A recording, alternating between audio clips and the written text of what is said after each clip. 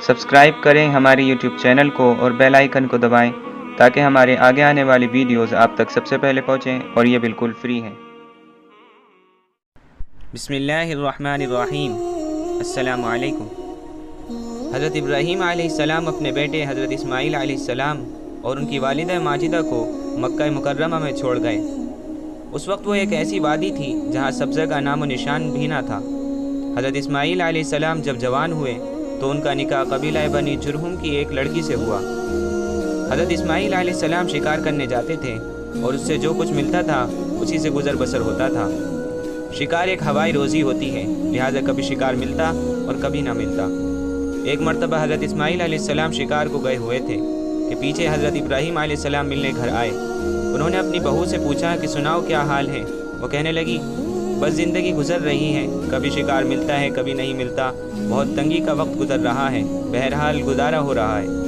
उसने इस तरह नाशुक्री के अल्फाज कहे। हज़रत इब्राहीम अलैहिस्सलाम ने कुछ देर इंतज़ार किया और फिर फरमाया, अच्छा मुझे वापस जाना है, जब तुम्हारे शौहर आएँ तो उन्हें मेरा सलाम कहना और उनसे ये कह देना कि तुम्हारे घर की चौखट अच्छी नहीं है, उसे बदल लेना।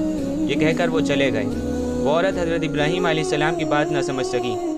जब हज़रत इस्माईल अलैहिस्सलाम घर वापस आए तो उनकी बीवी ने उन्हें हज़रत इब्राहीम अलैहिस्सलाम का पूरा पैगाम सुना दिया। वो फरमाने लगे कि वो तो मेरे वालिद गिरामी थे, मेरे उनसे मुलाकात तो नहीं हो सकी, अलबत्ता वो मुझे एक पैगाम दे गए हैं कि घर की चौखट अच्छी नहीं है, उसे बदल देना, यानी तुम्हारी बीवी नाशुक्री है, उसे बदल देना।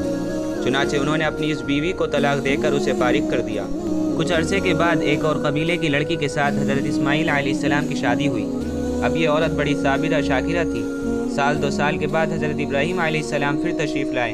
अब की बार भी हज़रत इस्माईल अलैहिस्सलाम घर पर मौजूद नहीं थे। चुनाचे उन्होंने अपनी बहू से पूछा, सुनाओ क्या हाल है। वो कहने लगी कि मैं अल्लाह का शुक्र अदा करती हूँ जिसने मुझे इतना नेक ख़ाविन अता कर दिया। अल्लाह ताला ने मुझे इतने अच्छे अखलाक वाला, अच्छे किरदार वाला, मुत्तकी और परहेज़गार और मोहब्बत करने वाला ख़ाविन दिया है, मैं तो अल्लाह का शुक्र भी अदा नहीं कर सकती। हज़रत इब्राहीम अलैहिस्सलाम ने पूछा, खाना पीना कैसा है। कहने लगी, रिज़्क़ तो अल्लाह के हाथ में है, जो मिलता है हम दोनों खा लेते हैं और अल्लाह का शुक्र अदा कर लेते हैं, और अगर नहीं मिलता तो सब्र कर लेते हैं। जब उसने शुक्र की अच्छी अच्छी बातें की तो हज़रत इब्राहीम अलैहिस्सलाम का दिल खुश हो गया और हज़रत इब्राहीम अलैहिस्सलाम ने फरमाया, अच्छा अब मैं चलता हूँ, तुम अपने ख़ाविन को मेरी तरफ़ से सलाम कह देना और कहना कि तुम्हारे घर की चौखट बड़ी अच्छी है, लिहाजा तुम उसकी हिफाजत करना। ये कहकर हज़रत इब्राहीम अलैहिस्सलाम वापस चले गए।